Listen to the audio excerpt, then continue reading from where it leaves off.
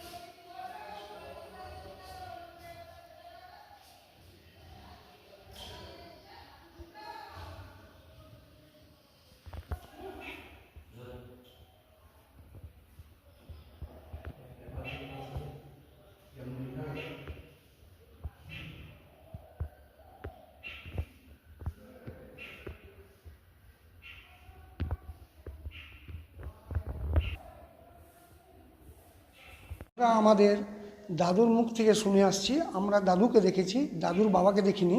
তো ওনাদের মুখে শুনেছি এটা প্রায় 300 বছরের পুরনো পুজো এবং আমাদের গ্রামে বর্গী হাঙ্গামা হয়েছিল। সেই বর্গী হাঙ্গামার নিদর্শন আমাদের গ্রামে আছে। তো তার আগের থেকে আমাদের এটা দুর্গাপুজো।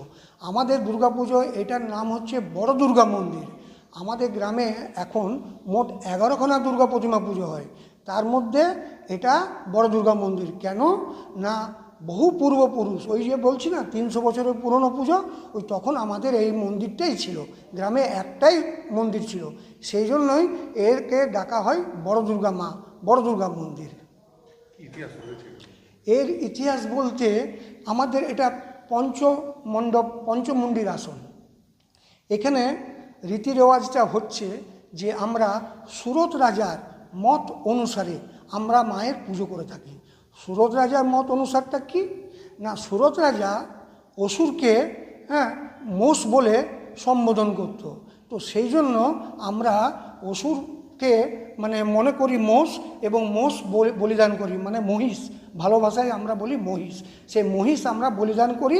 আমরা ভাবলাম যে মা মহিষাসুরকে বধ করলেন, এবং আমাদের পুজোটা একদম রীতি রেওয়াজ ধরে হয়।